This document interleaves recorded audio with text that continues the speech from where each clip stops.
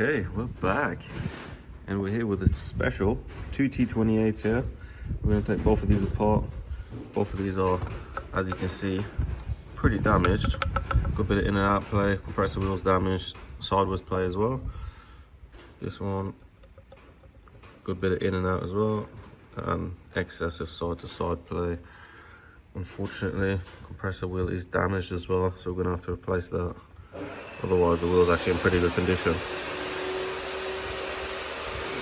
Right, you've seen me take these apart many times before, so I'm just going to go ahead and get the housings off these, and so we can get ready to look at the cores. But one thing I do want to point out is this lovely bolt in there that I'm definitely going to have to cut. But I'm going to see if I can get these out, get the brackets out, and then maybe get this out. But I mean, this is just destroyed. Wow.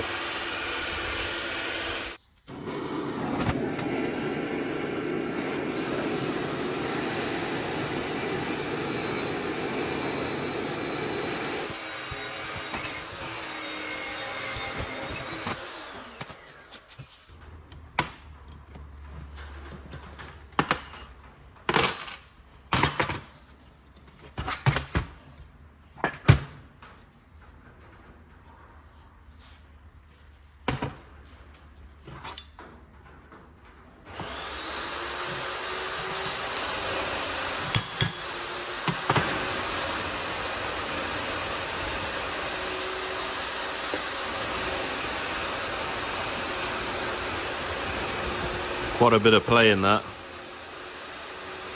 I don't think you'll see the in and out on camera. Maybe a little bit. Oh, yeah, you can see it. Yeah, it's got some play. And it's been burning oil. Housing looks okay. On to the next one.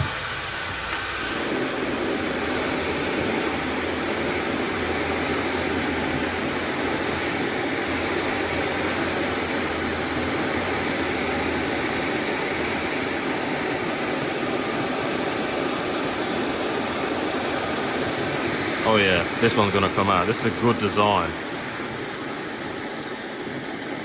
Very good design on the late S14 housings. Instead of it being a complete flat face, the bolt holes and threads are raised. So you can actually get the torch under there, under the heat shield, and actually heat just where the threads are, which is perfect for removal. I imagine this is gonna work.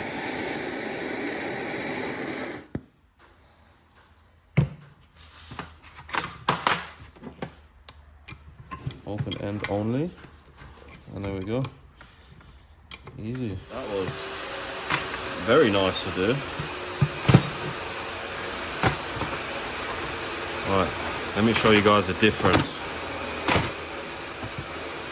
So this will be a normal T25 or early model T28 turbine housing. As you can see, it's got a full flat face here. Regular style port in the back, and then this one has these raised faces, and this is on the late model. So this will be in the UK, it'll be the S14A that would come with these, the later ones. I don't actually know if it's just the facelift cars, but I know these ones were phased out and then they all went to these, which of course is a little better design. They also have the raised wastegate flapper port here, so this is actually not flat on the face as you would have with this.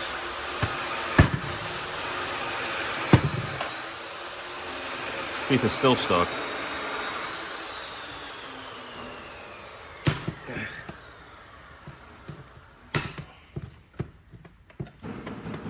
Okay, this one's pretty stuck all right on one side. So what I'm going to do instead is just lift this up.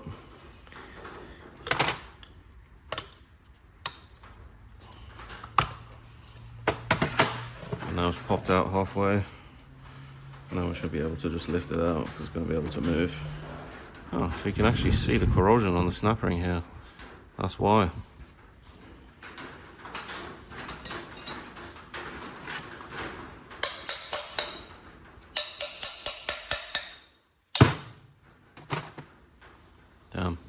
this compressor is done. Oh, and there's quite the bit of actual play there. Just a little bit. Side to side. I mean, it's got movement, but it's not the worst. Turbine wheel's been hitting as well. So this whole thing is scrap, probably. That'll probably be spinning there, and we're going to have to clamp it on the wheel. But, yeah, we need to tighten it, to loosen it. Ooh, okay. Not seized. That's nice. Man, that's spinning the turbine wheel in there. It's that tight. There we go. Right, let's start with core number 1. Pull our damaged compressor wheel off. Of course, it's damaged.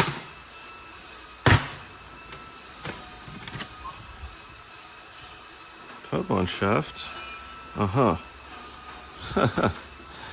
This is pretty funny, actually. Can you see that gap in there? Let me zoom the camera in, actually, so you guys can see better. Can you see that piston ring in there? The one I'm moving with the screwdriver?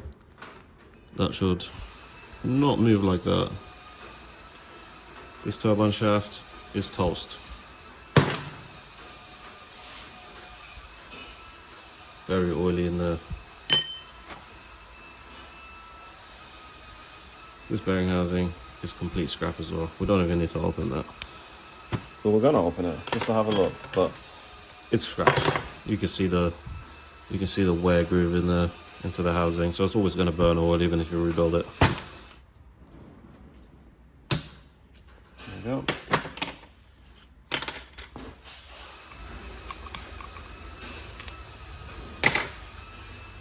Wow. Even the seal plate is damaged. Can you see that scoring in there? Wow.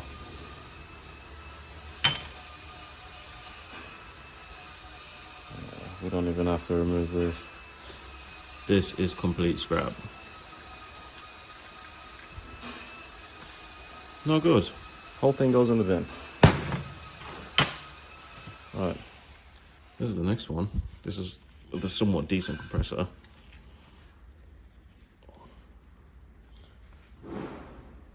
It's definitely quite stuck on there.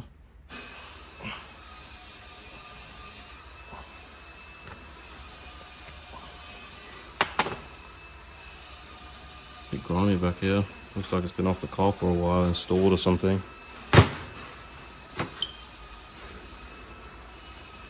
Oh no. Oh no. This is another one. Wow, look at that. That has worn that piston seal. It's from the thrust bearing failing and the shaft moving back and forth. It wears the shaft out so the seal moves around. This is going to cause you to burn oil, which you don't want. As we can definitely see by the seal plate. Oh, sorry, the heat shield for the back. That carbon from the oil that's been passing through there and burning. I would bet. Oh, actually, this doesn't have any. Oh, okay, it does. There's a little step. I think it might be worn. Or at least not usable for sure. There we go. They do fit.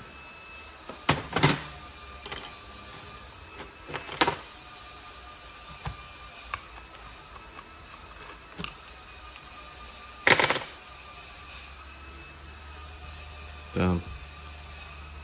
This seal plate's pretty scored as well.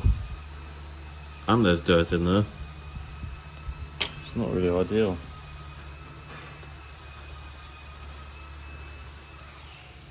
Right. Before we bother opening these, we're going to check these two and see what the clearance is, and I'll tell you guys what it should be and what it is. So, bear with me.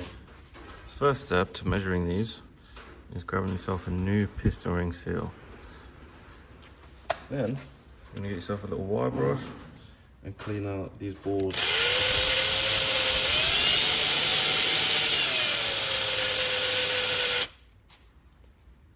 Just so they're clean enough, no dirt is in there or anything that can affect the reading.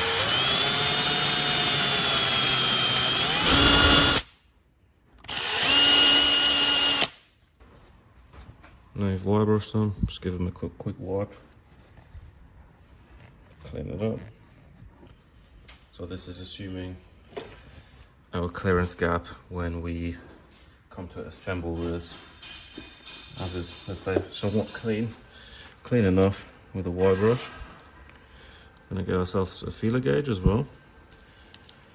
I'm gonna open the feeler gauge up, and mine's in millimeter, that's how I like to work.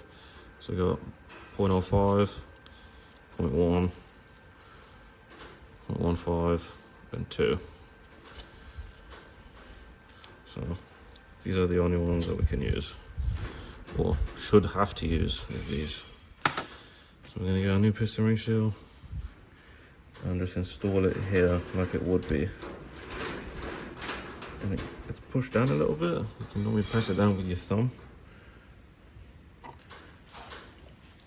And then you can verify that it's flat in the bore by checking it with a screwdriver, because it will sit up against the ridge here. And I can already tell by eye that this is going to be too big. So we're going to start with 0.2. That doesn't fit. 0.15 does fit. So we've got a piston ring clearance of 0.15, which by the way is way too big. Really we want to be at 0.05, which would be similar to a new housing. You can go a bit larger. You can go to up to 0.1, but you do start to notice oil consumption, especially on vehicles that use a thinner oil. Just going to do the same method here. Install that one.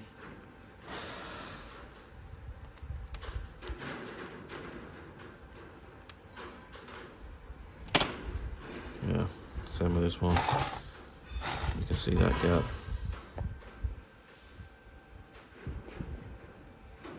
Quite the gap there.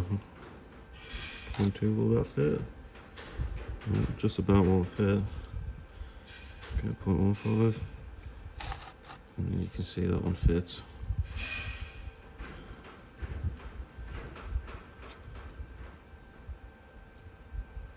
Yeah. 0.15 fits. Ideally we want to have the 0.05. As you can see, that's very loose in there.